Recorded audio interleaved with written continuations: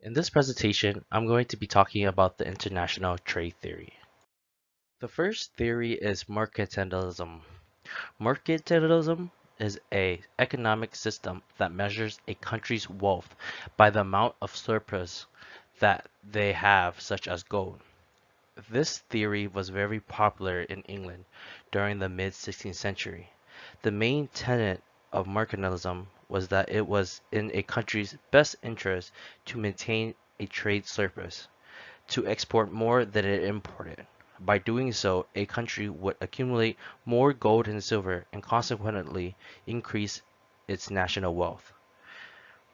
As the English merchant writer Thomas Munn put it in 1630, he said that, he quoted, "The ordinary means, therefore, to increase our wealth and treasure is by foreign trade, wherein we must observe this rule, to sell more to strangers dearly than we consume of theirs in value." The main biggest flaw of mercantilism is the zero-sum game. The zero-sum game is a situation in which an economic gain by one country results in an economic loss by another. The second theory that I'll be talking about is Adam Smith's theory, absolute advantage. A country has an absolute advantage in the production of a product when it's more efficient than any other country at producing it. So, if you can buy a product at a lower cost than producing it, then you should stop producing that product and instead import that product from another country that can produce it at a lower cost. An example is producing textiles in Bangladesh. By producing textiles in Bangladesh, the price of textiles decreased drastically because of cheaper labor. So that's why the United States doesn't produce textiles here as much as they do, and they rather just purchase it from Bangladesh.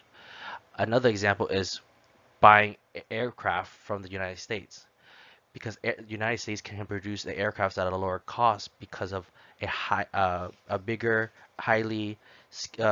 because they have more higher skilled labor force, and they have a bigger technological know-how to build these airplanes. The big takeaway from the absolute advantage is the positive sum game. Compared to the zero sum game where both only one country benefits, in the positive sum game, both countries benefits because they're both producing what they're best at and in return getting what they need from other countries. The third theory that I'll be talking about is the comparative advantage. David Ricardo took Adam Smith's theory of absolute advantage one step further and created the comparative advantage. Comparative advantage is an economic term that refers to an economy's ability to produce goods and services at a lower opportunity cost than that of trade partners. For example, Ghana can produce coca and rice more than South Korea. But the thing is that Ghana can produce coca better than rice.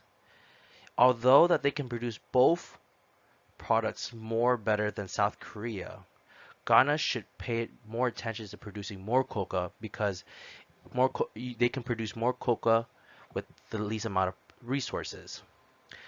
And by doing that, they can create about 1.5 times more coca than rice. This is what comparative advantage is. So the very last theory that I'll be talking about is the Heckscher-Ohlin theory.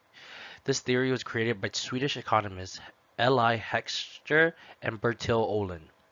The main thing about their theory is factor endowments. Factor endowments is the extent to which a country is endowed with such resources as land, labor, and capital. Their theory is an extension of the comparative advantage. They believe that countries with more capital should produce goods that require more capital, while countries with more labor should produce goods that require more labor. This, for example, is explained within the Bangladesh producing textiles and the United States producing planes. Bangladesh can produce textiles more efficiently than the United States because it's a more labor-intensive country, while the United States is a more of a capital-intensive country.